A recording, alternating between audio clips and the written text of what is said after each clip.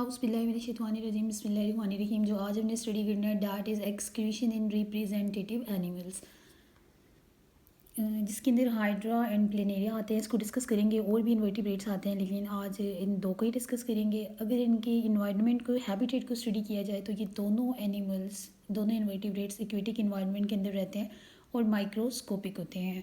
अब इन दोनों के अंदर डिस्कस कर लेते हैं कि एक्सक्रीशन कैसे होती है। जैसे प्रीवियस लेक्चर के अंदर मैंने आपको बताया कि excretion is basically removal of waste material.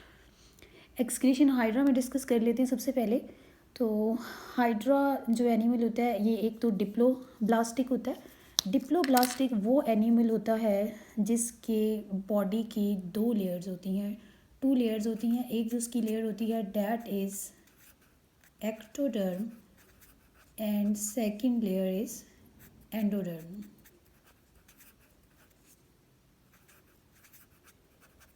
यहाँ पे मैंने डायग्राम के अंदर मेंशन किया, आपको नज़र आ रहा है कि इसके बाहर जो आउटसाइड बॉडी की कवरिंग है डैट इज़ एक्टोडर्म। ठीक है, जो सबसे बाहर वाली इसकी लेयर होती है डैट इज़ एक्टोडर्म, और जो इसके अंदर इनर आपको लेयर नज़र आ रही है डैट इज़ एंडोडर्म। तो ये ऐसा एनिमल है जिसकी बॉडी के अंदर दो लेयर्स होती हैं, इसीलिए इसको डिप्लोब्लास्टिक एनिमल कहते हैं। ये जिस इन्वायरमेंट के अंदर रहता है उस इन्वायरमेंट और इसकी बॉडी की जो कॉन्सेंट्रेशन होती है ना वो बिल्कुल सेम होती है। उसमें उसके अंदर जो पानी होता है, साल्ट होते हैं, बाहर जिस इन्वायरमेंट के अंदर ये रह रहा होता है हाइड्रा, वहाँ पे भी कॉन्सेंट्रेशन सेम होती है। तो इसको आइसोटोनिक कहते हैं। हाइड्रा आइसोटोनिक होता है, मीन ये ऑस्मो कन्फॉर्मर होता है। इसको नीड नहीं होती अपने आप को रेगुलेट करने की, और इसके अलावा इसमें कोई स्पेशलाइज्ड एक्सक्रीटरी सिस्टम भी मौजूद नहीं होता, क्योंकि ये माइक्रोस्कोपिक है और बहुत ही सिंपलेस्ट एनिमल है। तो इसमें कोई हमें स्पेशलाइज्ड एक्सक्रीटरी सिस्टम नज़र नहीं आता। अब इसमें एक्सक्रीशन कैसे होती है? सिंपली ये जो आपको इसकी लेयर्स नज़र आ रही हैं, जैसे मैंने आपको बताया एक्टोडर्म एंड एंडोडर्म, इसी के ज़रिए से जो है इसमें एक्सक्रीशन का प्रोसेस होता है। जैसे कार्बन डाइऑक्साइड को मैंने यहाँ पे शो किया, ये यहाँ से निकल रही है, आउटसाइड मूव करिए, ऐसी अमोनिया वेस्ट मटेरियल है इसकी बॉडी से बाहर जा रहा है। तो जो वेस्ट मटेरियल होता है ना वो इसकी बॉडी में किस तरीके से एक्सचेंज हो रहा होता है? Simple by mean of diffusion. Diffusion के थ्रू जो होती है ये एक्टिविटी हो रही होती है। नेक्स्ट जो एनिमल है डैट इज़ प्लेनेरिया। प्लेनेरिया के अंदर excretory system as compare to hydra थोड़ा सा एडवांस होता है। इसमें जो सिस्टम होता है that is tubular excretory system, और एक्सक्रीशन के लिए ये जो आपको नज़र आ रहे हैं ये ब्लू कलर में डैट इज़ प्रोटोनेफ्रिडियम, और इसी प्रोटोनेफ्रिडियम के अंदर फ्लेम सेल्स होते हैं। अब यहाँ पे जो कार्बन डाइऑक्साइड होती है इसने बॉडी में से बाहर जाना होता है, क्योंकि ये वेस्ट मटेरियल है, ऑक्सीजन ने इसकी बॉडी के अंदर आना होता है। तो कार्बन डाइऑक्साइड इसमें डिफ्यूज़ आउट होती है फ्रॉम जर्नल बॉडी सरफेस। ठीक है, इसमें भी कोई इस तरह का हमें रेस्पिरेटरी टाइप सिस्टम नज़र नहीं आ रहा था। तो बॉडी के ज़रिए से ही ये सारी एक्सक्रीशन का प्रोसेस जो है वो हो रहा होता है। इसमें इसकी बॉडी की जो वॉल्स होती हैं मेनली यही इन्वॉल्व होती हैं, और ये भी आइसोटोनिक होता है। अब इसको स्टडी कर लेते हैं कि इसमें प्रोटोनेफ्रिडिया की एनाटमी क्या होती है।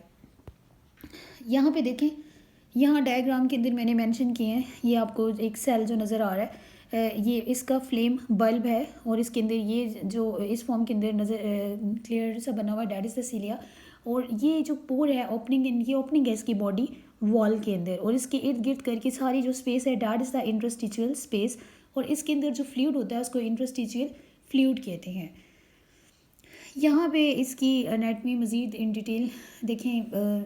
ये आपको सेल है जिसके अंदर न्यूक्लियस नज़र आ रहा है, और ये मैंने सिलिया मेंशन किए हैं। ये सिलिया जो होते हैं ये इसके अंदर इस तरीके से मूव करते हैं जैसे फ्लिकरिंग लाइक फ्लेम की तरह इसकी अपीयरेंस होती है, उस तरह से ये बीट करते हैं।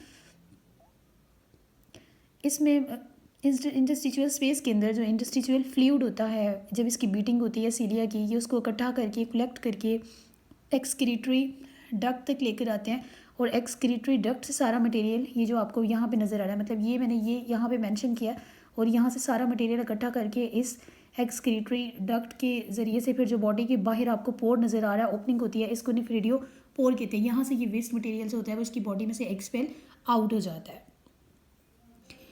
ये भी आइसोटोनिक होता है। आइसोटोनिक का मतलब है कि इसको भी नीड नहीं होती कि अपने आप को रेगुलेट कर सके। तो इसमें सेम कॉन्सेंट्रेशन होती है साल्ट और वाटर की, जो उसकी बॉडी में होती है, बाहर एनवायरनमेंट में भी वही होती है।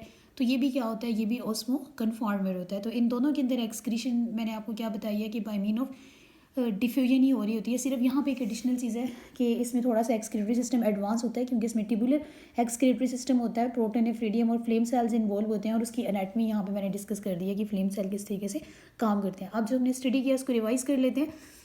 एक्सक्रीशन जिन दो रिप्रेजेंटेटिव एनिमल्स के अंदर इन्वर्टिब्रेट्स में मैंने आपको बताया, that is hydra and planaria. इसका इन्वायरमेंट इक्विटिक होता है, माइक्रोस्कोपिक होते हैं। हाइड्रा में एक्टोडर्म बाहर वाली लेयर होती है, एंडो इनसाइड होती है। स्पेशलाइज आपको एक्सक्रीटरी सिस्टम नज़र नहीं आता। तो जो वेस्ट मटेरियल होता है लाइक कार्बन डाइऑक्साइड, अमोनिया, वो उसकी स्किन की बॉडी वॉल से बाय मीन ऑफ डिफ्यूजन ही जा रहा होता है। और डिफ्यूजन क्या होता है? From higher concentration toward lower concentration.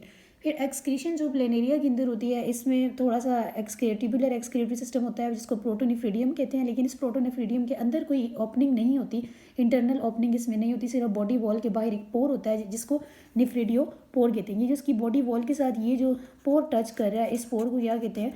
इस पोर को कहते हैं निफ्रिडियो पोर। ठीक है, ये इसका निफ्रिडियो पोर होता है। और इसमें भी डिफ्यूजन के थ्रू जो है वो सारा मटेरियल बाहर की साइड पे मूव कर रहा होता है। इसकी एनाटमी मैंने आपको बताई है। इसके स्ट्रक्चर के अंदर फ्लेम सेल्स होते हैं, फ्लेम की तरह के सेल्स होते हैं जिनको सीलिया कहते हैं। तो इसकी बीटिंग से सारा वेस्ट मटेरियल इंटरस्टिशियल स्पेस के अंदर जो फ्लूइड होता है वो इकट्ठा होकर एक्सक्रीटरी डक्ट में आता है। फिर जो बॉडी के बाहर जो ओपनिंग होती है बॉडी वॉल्स के बाहर, इसको निफ्रिडियो पोर कहते हैं, यहाँ से ये बाहर निकल जाता है।